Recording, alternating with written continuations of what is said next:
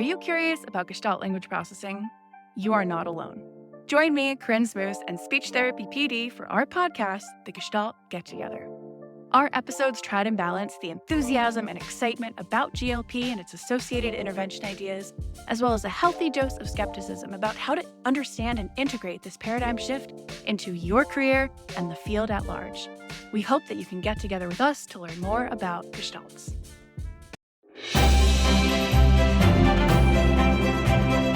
Welcome to Brainstorms, Functional Neuro Rehab for SLPs, presented by SpeechTherapyPD.com. This podcast is designed for the adult medical speech-language pathologist. Most of our audience members work in settings such as acute care hospitals, private practice, outpatient hospital clinics, and inpatient rehabilitation hospitals. Each episode has an accompanying audio course on SpeechTherapyPD.com and is available for 0.1 ASHA CEUs.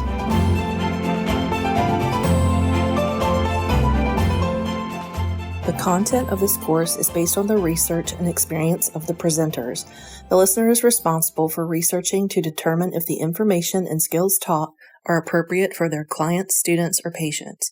SpeechTherapyPD.com does not necessarily endorse, recommend, or favor the information shared, nor any of the claims, opinions, statements, offers, or services made by the presenter. Hi, and welcome everyone. Thank you for being here tonight for this first episode of Brainstorms Functional Neuro Rehab for SLPs, a SpeechTherapyPD.com podcast. I'm Renee Garrett, and I will be your host this evening and hopefully for many other evenings. Before we get started, we have a few items that we need to alert you to and share. So just some housekeeping ideas.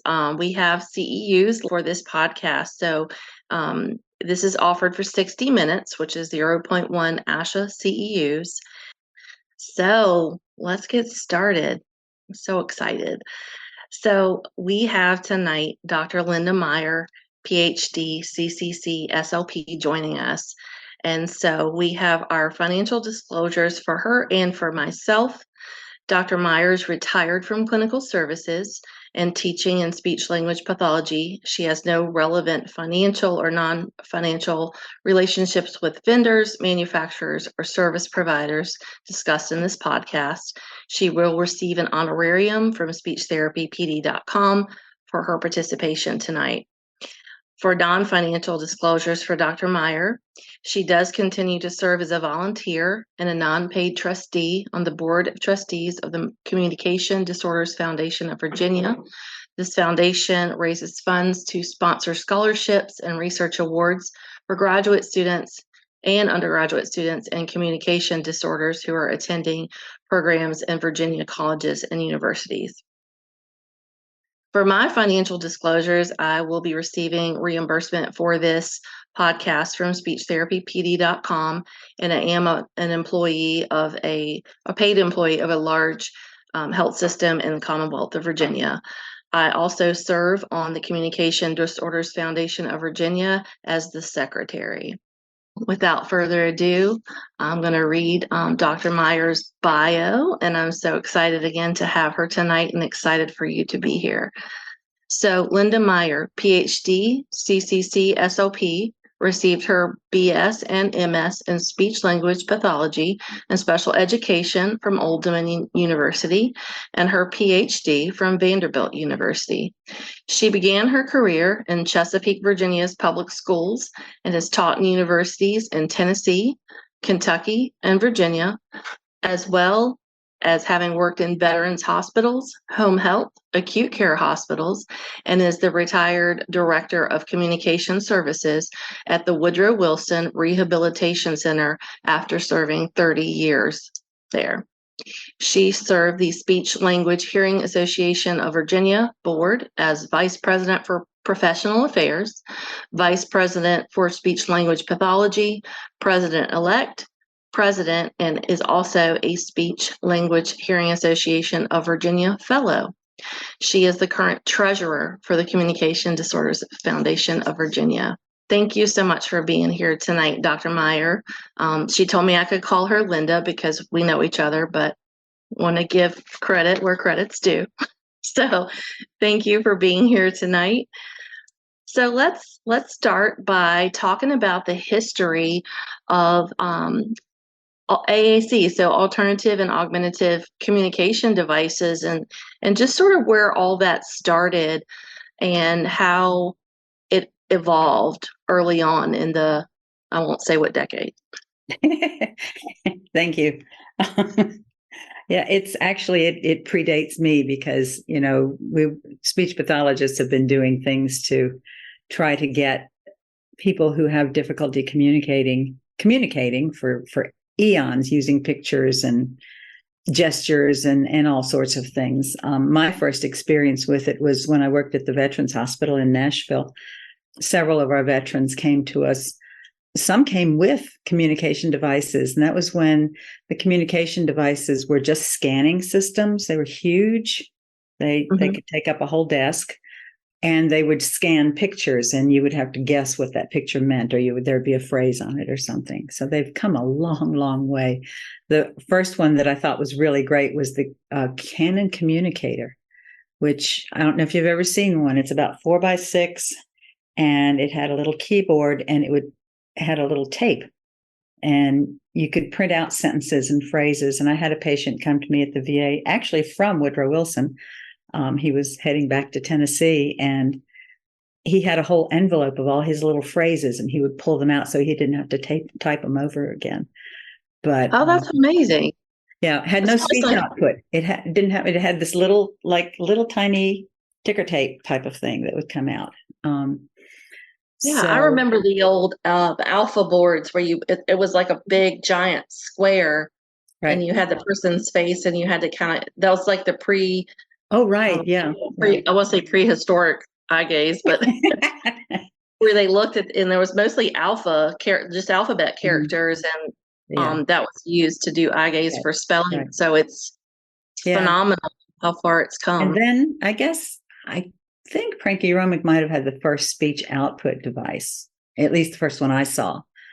And I thought it was a miracle. And now when I see those old ones and listen to the speech output, it's horrible. It's just horrible.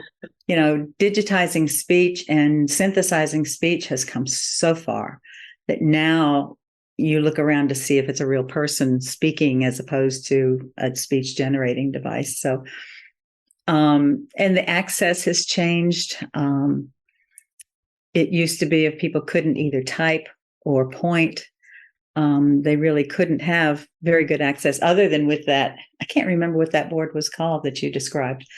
I used it I used it quite a bit early on with some folks. But then, switches were developed,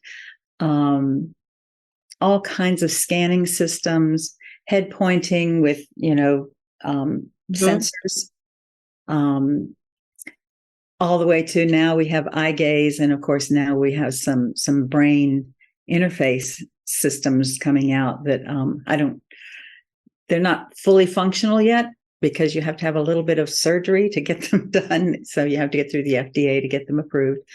But the world just keeps changing. One of the things that I learned when I first started doing this, the reason we're able to do it is because of the space program. Oh, okay. So swords into plowshares. The miniaturization of computers is what kept, what made those devices from this size to on your iPhone now.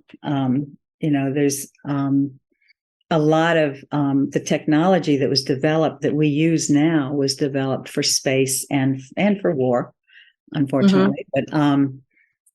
But it's managed to evolve into something that's highly functional and you can use with really young children all the way up to I've used it in hospice.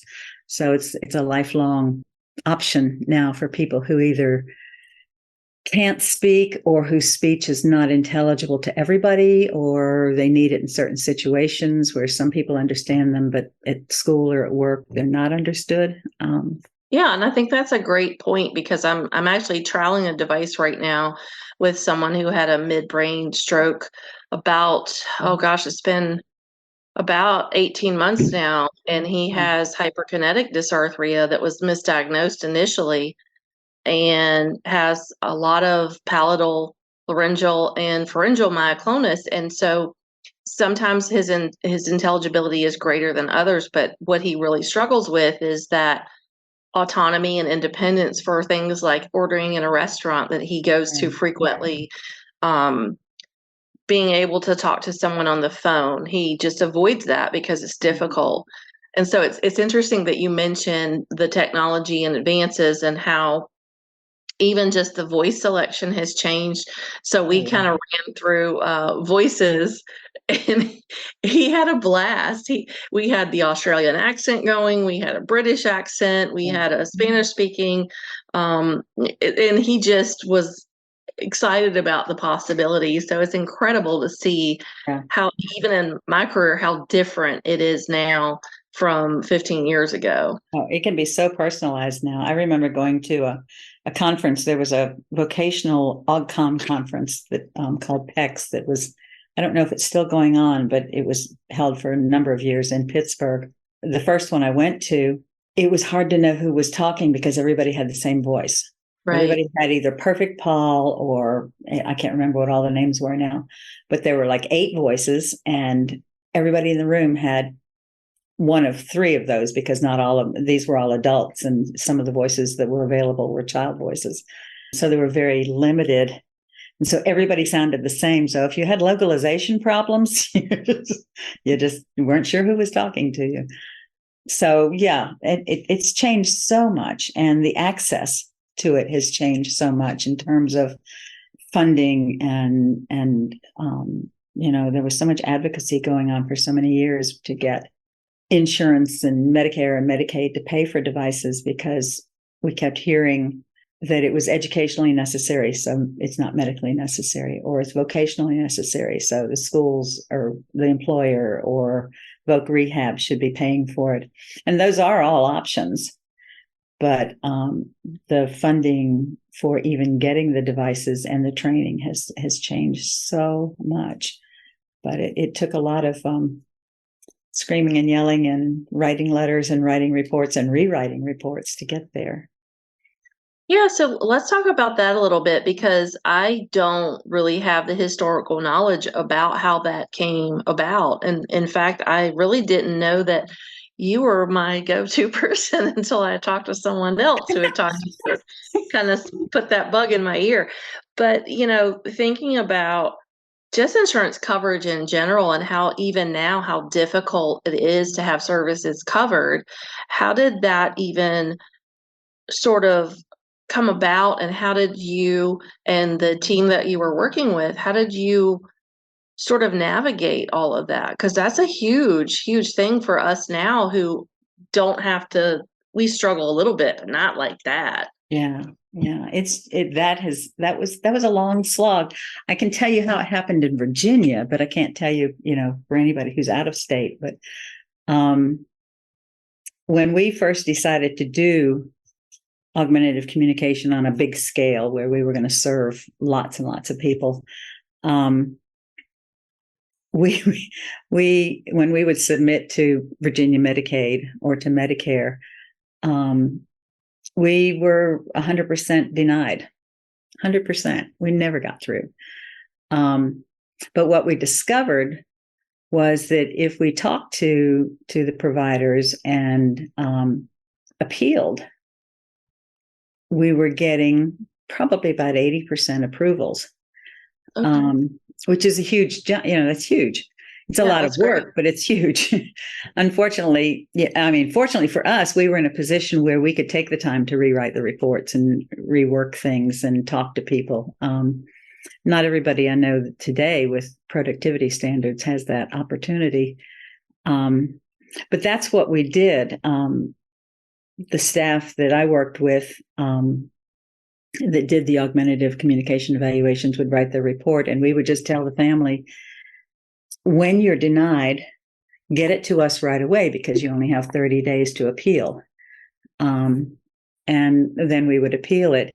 And then one of the things that still helps is, if you're denied again, is to call and ask to speak to the physician making the decision. Getting to know the people, in this case, at Medicaid or Aetna or wherever, because somebody's making that decision for whatever reason. And usually they will send you the reason. But if you think that you can work through that reason, whether, if they say, well, it's only educationally necessary, this kid, only needs it for school. One of an example of one of those cases that we had was a young child not a young child, a middle school child with severe CP, no usable speech.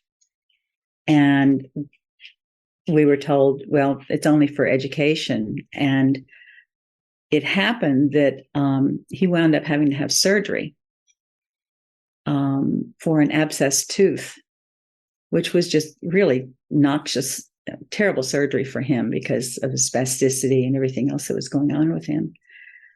And we took that information and said, so because they knew he'd had a fever for a while, they knew he wasn't feeling good, but he wasn't able to tell them what hurt.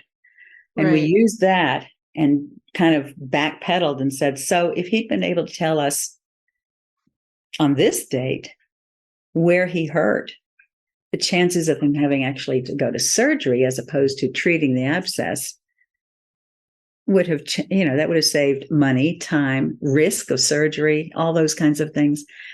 And actually they listened to us and said, oh, yeah, you're right. Wow. Yeah. Now, it wasn't as simple as that, but that's what we took. We took that information and said, yes, it is educationally necessary. But what we want is this child to be able to say, I'm hungry, Now, a lot of people are fed automatically, so maybe being hungry isn't the most important message, but saying something hurts. One of my young adults was being abused, and she was able, with a very simple system, to tell us that. And that's huge. Yeah. It's a safety issue. It's a medical, it's all, as you know, it's a complex issue. But so what we started doing was taking on a case-by-case basis on every denial. We appealed and spoke to the issue that they gave us. And eventually what happened in Virginia was DMAS, the agency that heads up Medicaid, created a committee to advise them on creating a policy for AAC reimbursement. And I got to be on that committee, I guess because I had bugged them enough. Another person that some people in Virginia will remember was Helen Navas, who was at the CP Center in Richmond. She'd been doing the same thing that I was doing, but only with kids and cerebral palsy. And we collaborated a lot on our appeals. And so they created a committee of, I think there were at least 3 people that were providers, AAC providers, and then some other representatives for DMAS. And we got to actually write the policy about what would be funded and why it would be funded and when it would be funded. They cleaned it up. The lawyers took it after we finished with it. But it was, I think the opportunity was because we had advocated for so long and for so loud. I like that. So loud. They thought of us when they said, we got to do something about this. We're getting a lot of grief. The other thing that happened back in I think he started in the 80s. There was an attorney in New England named Lou Golinker. I don't know if you've ever heard of him. He worked with cases around the country on funding for augmentative communication devices and services. Because, a device is no good if you can't teach them to use it. And there was one state that started out saying, yeah, we'll pay for the device, but we're not paying for the therapy. Yeah, exactly. And that's insane. Right? Yeah, surely. And also people don't realize that who are outside, I think, of our field, and even some people in our field, because I know that some of the folks that I've encountered did not necessarily have, like I had an AAC class in graduate school or an undergraduate one. It's one of the two. I'm getting old. I can't remember. But we had a class and it was taught by someone who was an AAT specialist in the public schools. And so she taught us the things about access and symbols and pictures and black and white versus color, just every little nuance that we needed to know in order to provide an effective AAC evaluation from a low-tech system to a high-tech system. But there's a lot of people who never had that, and so they don't realize that it's not as simple as just throwing this, like at the hospital, they have this communication board that's yellow background with pictures, text, and blocks, and there's probably 36 to 40 symbol pictures to choose from, and you get someone with a global aphasia or a TBI who can't attend, and they don't know, they can't do that. That's not as simple as starting out with a yes or no or a very basic like 6 picture selection. So it's very interesting that that the work was so hard fought because there were so many hands in the pot who didn't really understand what the need was to begin with. Well, and that continues to be, it's a professional issue. It's also an ethical issue. For a while, we depend on our manufacturers and our reps heavily, but it got to the point where some of the manufacturers were sending their rep in and always recommending their device. They were doing the evaluation, and we get into all kinds of ethical issues with that because they're there to make a sale, and they might be a speech pathologist, but they're still in a position where, there's boundaries issues there that we need to be attending to. But I didn't mean to get off on those, but it's important that if we're going to see somebody for an AUGCOM, we need to get some supports that are going to fight and work for the client and the best interest of the client or the student or the child or whatever. And to look at what's changing. One of the things that I've always done is talked about who can benefit from an augmentative communication evaluation and a device. And what helped me in writing my reports and in evaluating a client were to look at, is their speech temporarily impaired or is it permanently impaired? How severe it is? If their spoken speech is absent or unintelligible to most listeners, but not all listeners. So what are the situations where we need to augment or to be an alternative system? Or speech is severely impaired, but expected to improve over time. Right. I had a young brain injured man come in to see me one day, and he had one of those Canon communicators because they told him he would never talk again. Warning, don't ever tell your patient they will never talk again. He was dysarthric, and he threw that device across the room at me, and I'm sorry, something just fell. He threw the device across the room at me and said, "They told me I'd never talk again." And he wouldn't use the device. Well, he didn't need it most of the time. And we worked out some alternative systems for him. But he did get better. I mean, when he was first injured, he had no speech. Sure, yeah. And we see that. Better.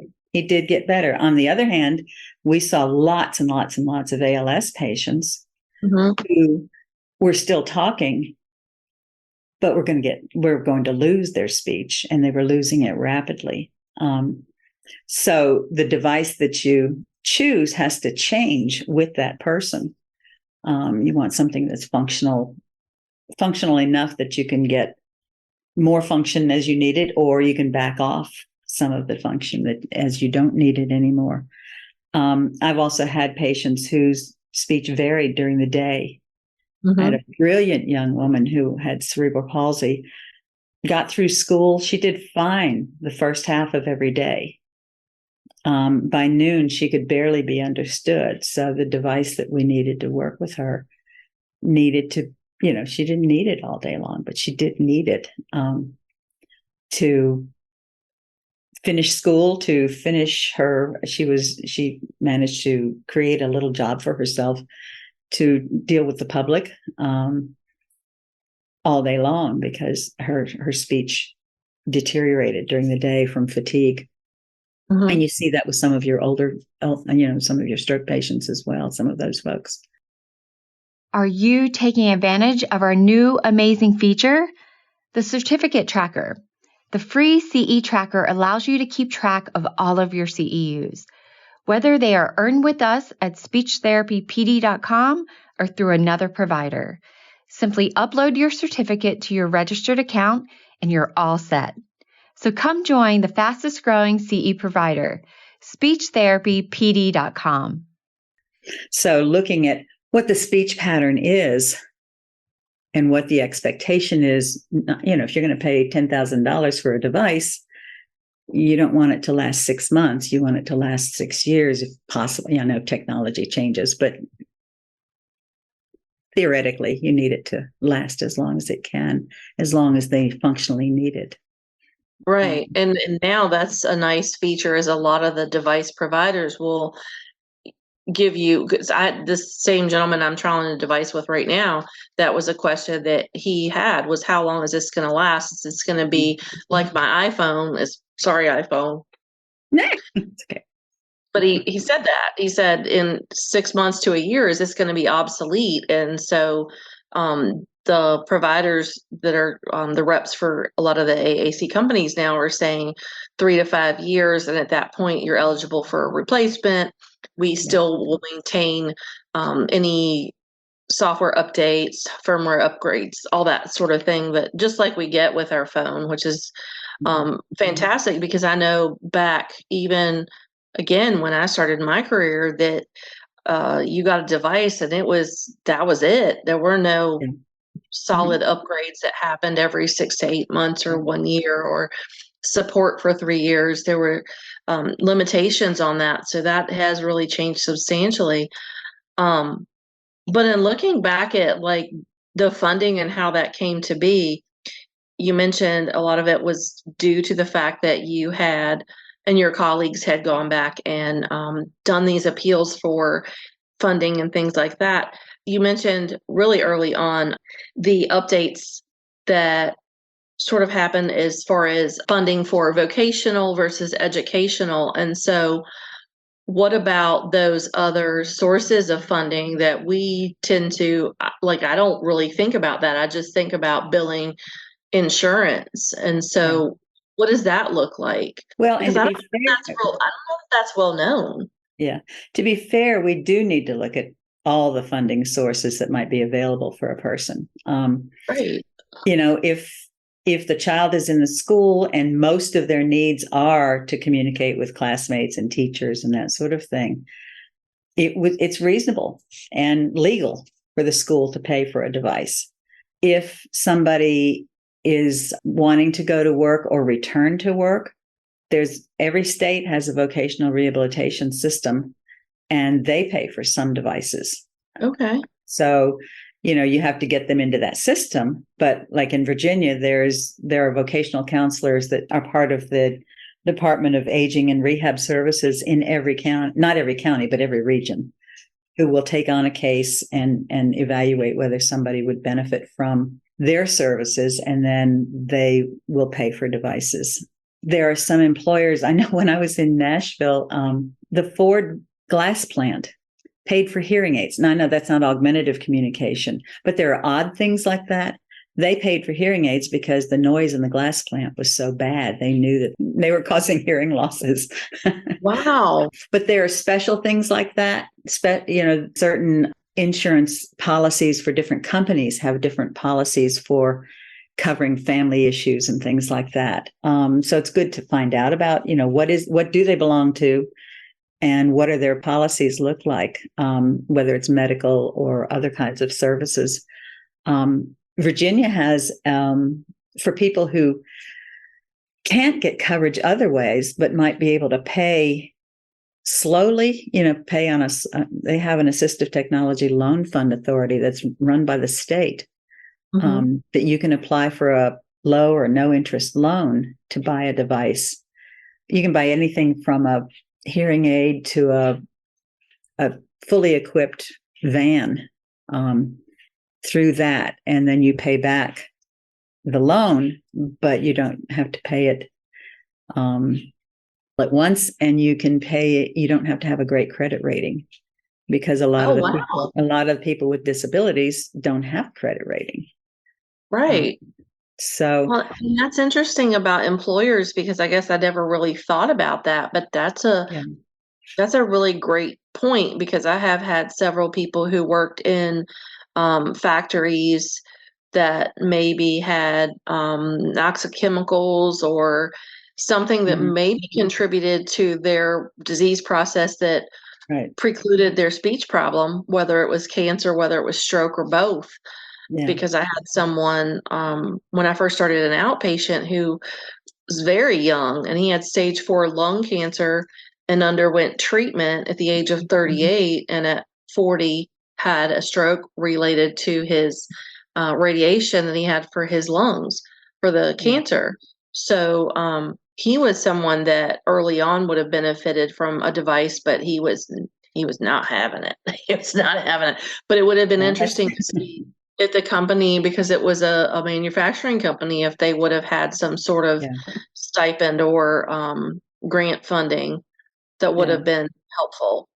Some of the other things to look at that are really off the wall. Some banks have trusts that people have left to them. And some of them are specific to helping people with disabilities, or specific to a particular disabling condition, MS, or something like that. So it's always useful to look at some of those other places. There's Lou Golink. This is really old, but I'm going to give it to you anyway. I was looking for some of the information on some of the history before, in preparation for this. And there used to be a newsletter called Augmentative Communication News, and Lou Golinker did the issue for December of 2006, and it's all on funding, and it talks about different funding sources, has a little bit of the history too, but it kind of opens your mind to like, we could look at this, or we could look at that. There's some opposite. Like I said, it's dated, but as I looked at it, it wasn't unuseful. It was still functional information. Yeah, that's really good, because we don't. Again, I think, we're clinicians now, we have access to, not always, but most of the time, things like Medicare or Medicaid, which most of our patients who are permanently disabled have access to, or certainly our geriatric patients. But even the variance among Medicare funding and what their coverage looks like. I had one recently with a $75 copay per visit that was a Medicare patient in her 80s. So she just had a really crappy Medicare plan. Yeah. And so looking at what those alternatives are that we really may not, if we're not doing AAC every single second of the day, or we're not an AAC specialist, but we certainly utilize that in our practice, I think it's helpful to know that there's so many other ways that we can fund that. Talk to me. Go ahead. Go ahead.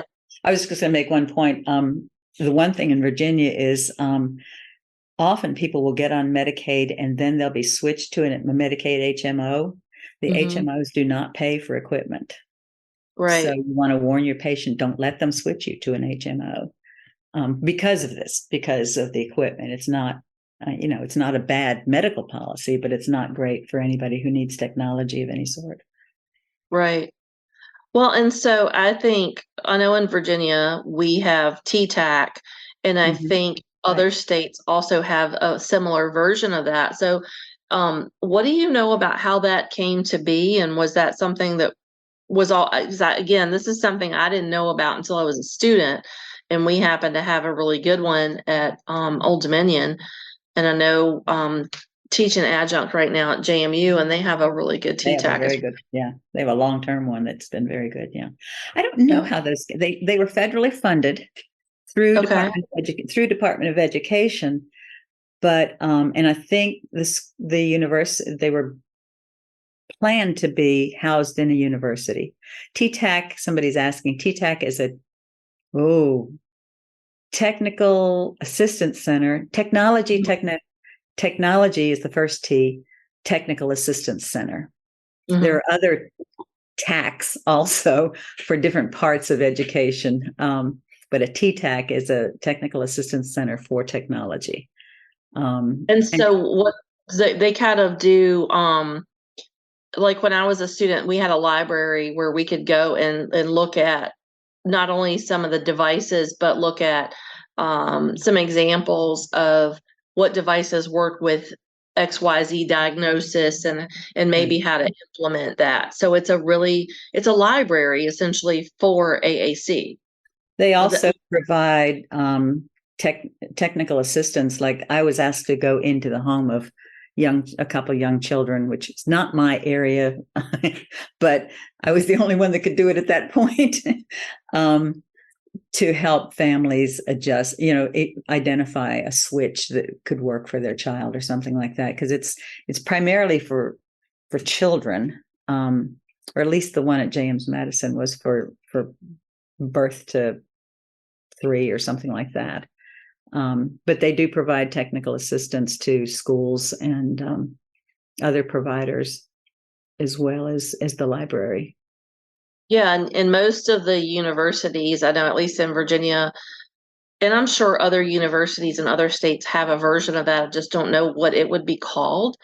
Yeah, but the universities have to apply for the grant to have one, but I don't know how that's done. Yeah, and you can access. They have a website. Usually, they have. You can email them. You can actually physically go there. I've gone to Old Dominion before, and I actually had an OT friend who I grew up with, who wound up working at TTAC for a little bit. So it's not just for speech language pathologists, but it's also for other professionals who may be working with whoever that person is, whether it's a child, a high schooler, and an adult who needs an AAC device. And so they provide some support for the professional, the families, and then also the, like Linda said, the technical aspects of what they need.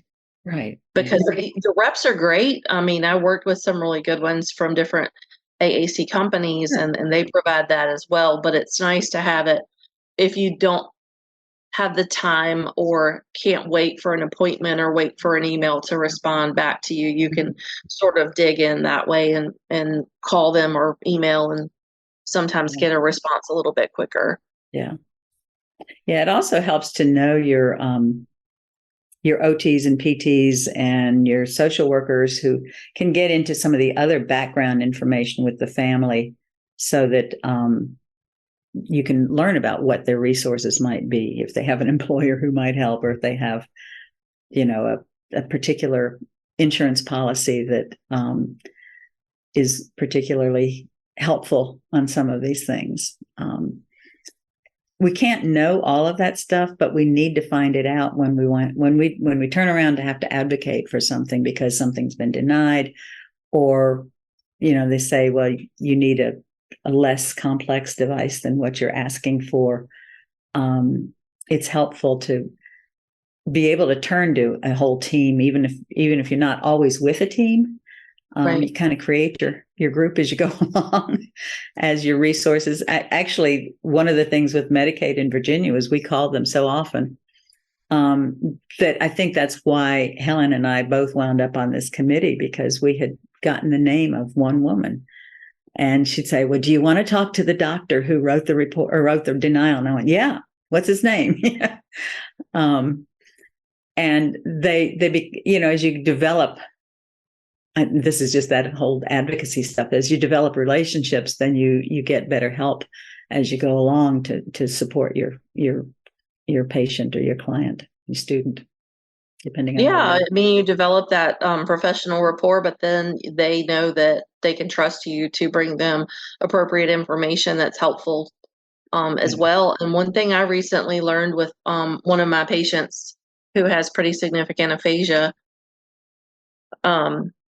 Just because they're not in a facility like a skilled nursing or an inpatient rehab facility does not mean that there's not a social worker or even an RN who serves as a care coordinator, particularly for our patients who are disabled with Medicaid and or Medicare who transitioned because they're permanently disabled. And I really, because I didn't work in outpatient until last year, I really did not know that. And so that's been helpful because I reached out to her primary care physician for some issues that were going on about Social Security checks and a whole bunch of other stuff, and asking about AAC for her.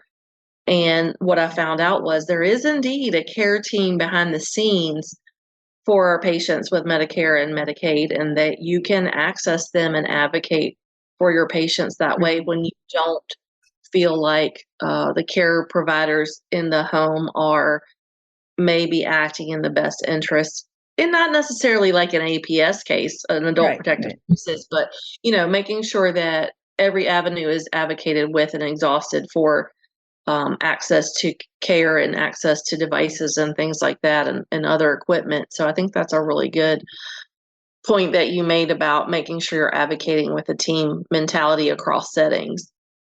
Well, and sometimes, as you advocate for your patient, you wind up also advocating for changes in policy.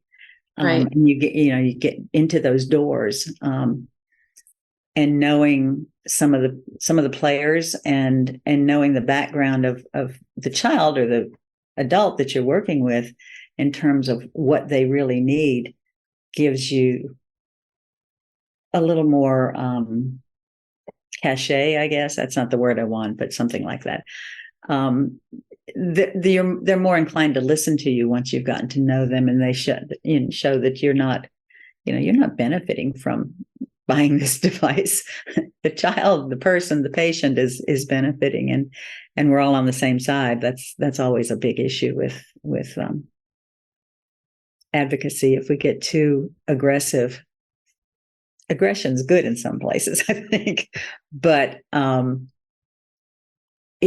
sometimes it works to our advantage to know them and to know what their priorities are. Because some of those teams are overworked, just like some speech pathologists are overworked. But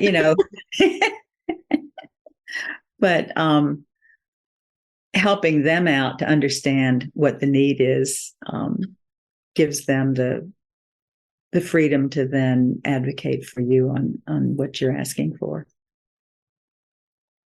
Yeah, I think that's a great point. And we did have a conversation earlier, a chat earlier that asked about, I like that. Will Elon Musk get into AAC? I mean, maybe. It's possible. I guess it depends on how much of milk of human kindness he has. And then someone else asked about what you mentioned, the space program and how that sort of came to be. Was it SpaceX or NASA? I would hear that. Yeah. Would have been NASA, because you couldn't put, it was even probably a little before NASA, because you couldn't put John Glenn in space at that time, computers were if you saw, what was it? Not The Help. Oh, shoot. Wrong movie. Hidden Figures. Yeah. Mm-hmm. Computers were the size of a room. You couldn't put that in space at that time. Right.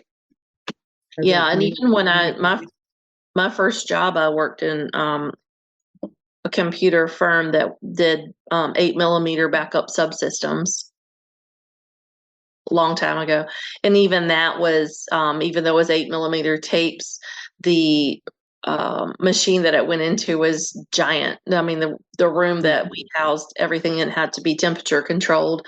And if it wasn't, and again, thinking about those AAC devices, like you mentioned, weren't even really, they were electronic, but not in the terms of how we think of electronics now, where you can put an app on an iPad or an iPhone and just access it, and it's, this big and talks for you, or Yeah, that little recording. Canon communicator was like, it was electronics. It was like wires and capacitors and things like that.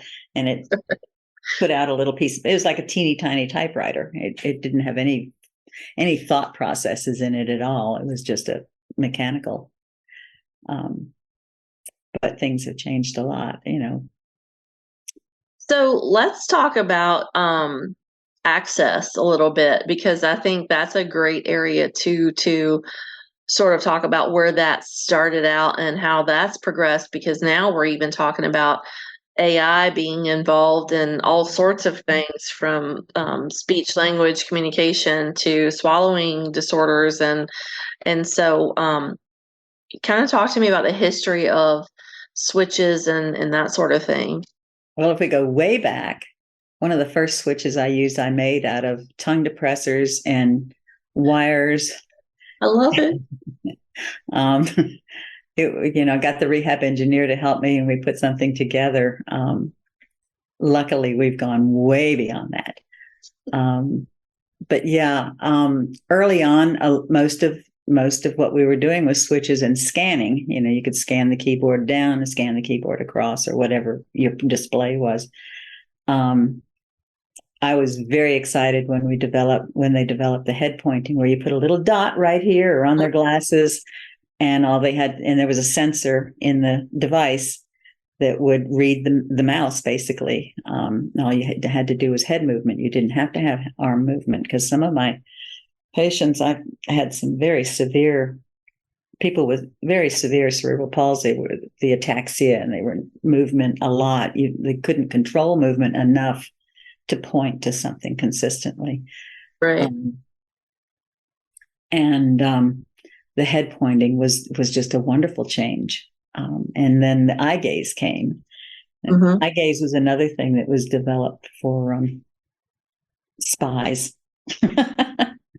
But then if you could manage eye movement and keep your head still, pretty much, you could use your eyes as the cursor. Mm-hmm. One of the wonderful things about that, I had a patient with ALS who was young. He was in his 40s. He had young children, and he had the kind that was moving quickly. And he was able to keep working. He was a computer programmer, and he was able to keep working because he was able to do the eye gaze until the point that he really had no more eye control. But it was a tragic situation, but he was able to still communicate with his kids privately, with his wife privately, and not have stock messages that the whole world can hear all the time. So those kinds of things have, it's just gone from one thing to another. And the switches have gone from these big round red button switches to real subtle, little eye blink switches. And I had one patient that we used her chin because it was the only thing that we could keep stable. That's where it helps to have a PT and an OT to make sure that the trunk is stable, and that whatever piece of body you want to use to access the switch. Because I've had some people who could not use either eye gaze or head pointing because of eye problems, because of ataxia, constant movement of the head, So a switch still is an option for many people. It's slower, but it works, and you can get your message across. But there's all kinds of switches out there now that eyebrow switches, which would wear me out. I don't think I could.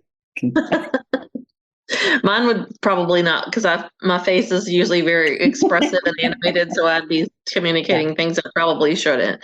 But there's a whole, you can go online and just find, dozens and dozens of different kinds of switches and mounts for them.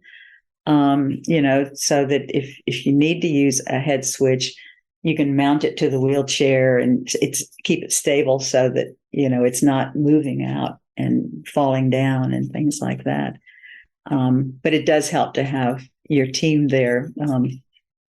I can do some of that stuff. It's not pretty. It's like mounting a device on a wheelchair. I can do it.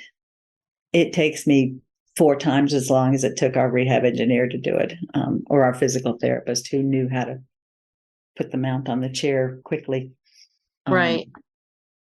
So yeah, we had a patient when I was actually a CF. I probably was only maybe 2 months out of school, and he had a pretty significant brainstem stroke, and his access to speech when we finally got it was toe touch, because toes, he knew, fingers were inconsistent, and arm movement almost didn't exist. And this was back when you got a patient in inpatient rehab, their average rehab stay for something like that was around 3 months. Stroke on average was about 4 to 6 weeks. And so now to think that our patients come to inpatient rehab and it's 10 days to 2 weeks is insane. You can't even really evaluate in that time. No, you can't, and you can't really make the progress that we're really needing to make, and certainly not for something as complex, like you mentioned, as a device that needs to be a long-term device.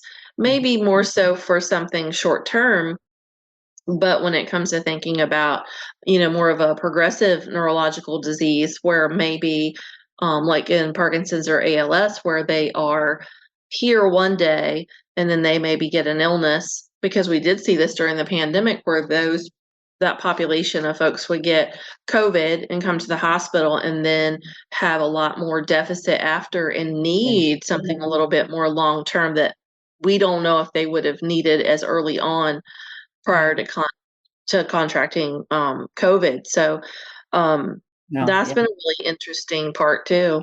Yeah, I'm sure. Yeah, the shorter stays, I think, are a big issue. One of the things that we were able to, part of our problem at Woodrow Wilson at the time that I worked there was we served the whole state, which, is a nice thing, but it's really hard to get a patient back to Fishersville, Virginia, on a regular basis for treatment. And we started doing some telehealth before we were actually supposed to be doing it, but we knew that we had the system in every DRS office. So we just had to go down the hall to where our system was. And if they could get to the nearest office, then we could do some things that way. But we have to be pretty creative these days to do the follow-up that's needed, and get reimbursed for it. That's a real bear. And I don't know, I've not checked with Virginia Medicaid lately as far as what they reimburse for speech. I know they were doing experimental with the schools for a while, but I don't know. I haven't kept up with it the last couple of years to see what's changed. Yeah, there's a lot of everything has really changed. And again, I think the advocacy efforts are so important, because a lot of people think that it sort of magically happens, but not only when we're talking about access to, like you mentioned early on, the access to the device was one thing, but the access to the training for the device was a whole other issue. And for the troubleshooting when they have a problem. Yeah. And how do you bill for that, and how do you get the reimbursement? Because I know for the health system I work for, that's pretty much their focus, is not always, I hate to say it, but they like to say quality care, but that doesn't appear to be the case with the productivity standards being the way that they are. The problem sometimes lies in insurance companies who now are reliant upon contract folks reviewing the records, the insurance records and the notes that we write and the evaluations that we write that are not clinical, and maybe will deny the coverage, but then also won't necessarily entertain a peer-to-peer review. Right. And so you mentioned, the advocacy efforts and being able to talk to the physicians. And I know in inpatient rehab, when I was there, the peer-to-peer had to happen between physician to physician. And so it's interesting that you all were able to do that as speech language pathologists to the physician, where now I don't know how prevalent that is across the US, if it's more peer-to-peer physician to physician. Yeah, I don't know. I have to say, I did once in a while say this was Dr. Meyer. Well, I mean, you are. You're Dr. Meyer. You're like a legend. So. But that was early on, I wasn't lying. I just didn't tell them everything. One of the things that we were trying to do, and actually I wrote a proposal to Medicaid that it hasn't gone anywhere as far as I've known, unless somebody else picked it up after I retired. But we were trying to advocate for Medicaid paying for at least AUGCOM follow-up services, because, and used as an excuse, again, the medical necessity and the cost, because Medicaid, one of my patients had to be brought in a van or an ambulance. Mm-hmm. At that time, the trip to Woodrow from Richmond was $80. So it's like $160 round trip. If they would pay for my therapy time, and all they had to do was get her to the office where we could do the tele-rehab, it was going to cost a lot less, because you didn't have to send an aide with her. You didn't have to have the driver. You did have to have a driver, but not for all day. It was, just for the time that they were going across town. And again, that's looking at the finances sometimes helps in that advocacy effort. It's not just the medical necessity, but okay, what's it costing you to send this person to see me? So, and I don't know, like I said, I don't know where tele-rehab is in Virginia right now, but I was keeping up with it and now I don't. So, but yeah, I know that we had some changes because in the pandemic they were covering a lot more, and then we had some things that changed because I had not my evaluation, but one of our other SLPs did an evaluation with someone who's early 20s, had a TBI, motor vehicle crash, and I really don't even know what the communication needs are, if it's strictly like a cognitive communication disorder, or if it's more of an aphasia where she may need a device.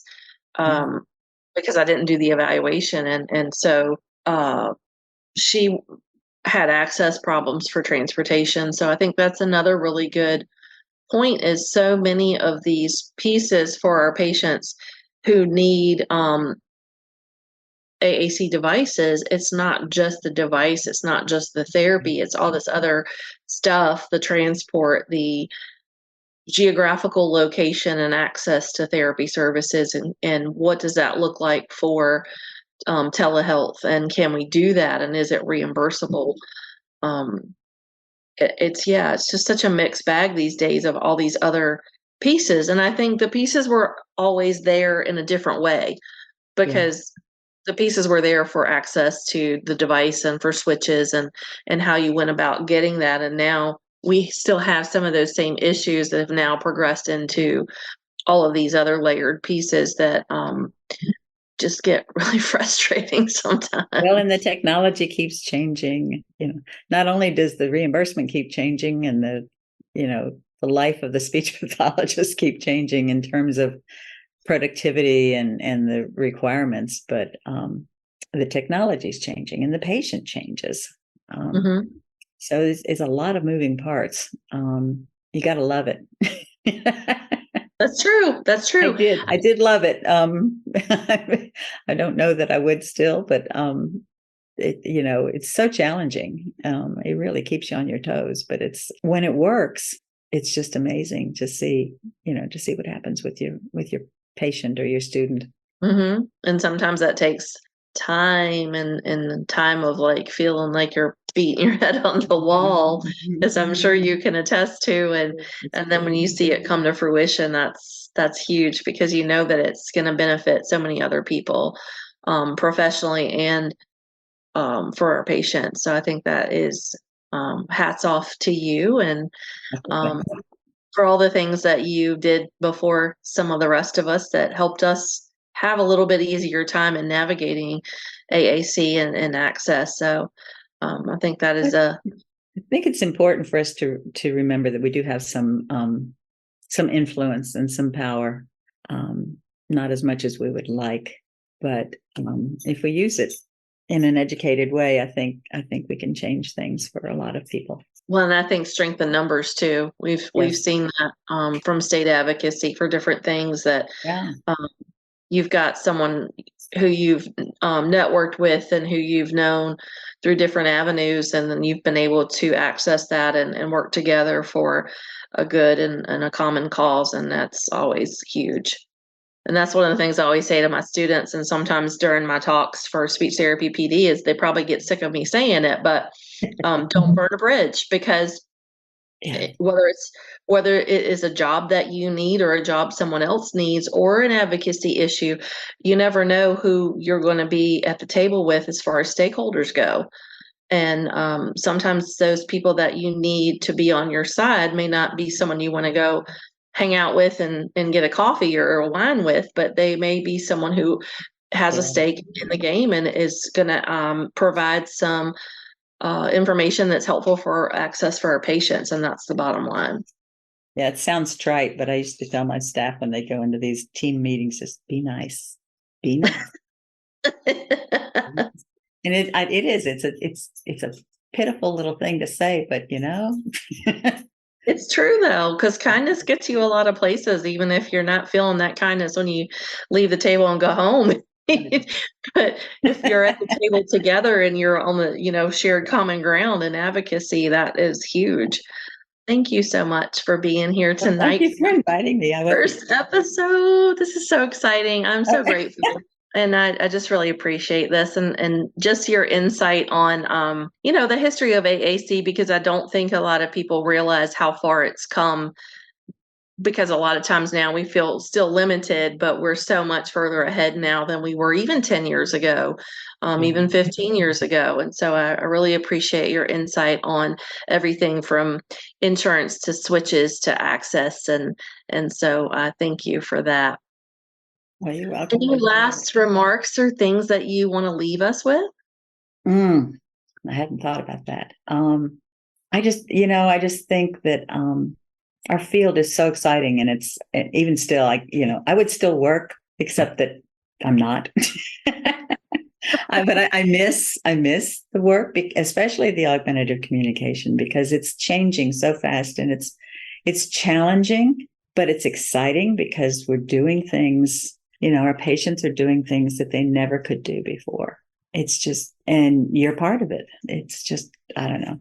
It's a field that I am so glad that I went into. And the fact that my area was motor speech. And so it's kind of a natural progression as the technology developed. I was able to offer more to my patients than I was when I first started.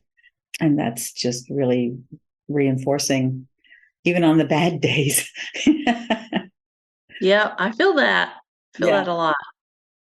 So carry on, guys. Well, you're the best, and I appreciate you being here. So thank you for helping me and for being a person in my corner. I appreciate that. Well, good luck with this series. It sounds like it's going to be fun. Thank you.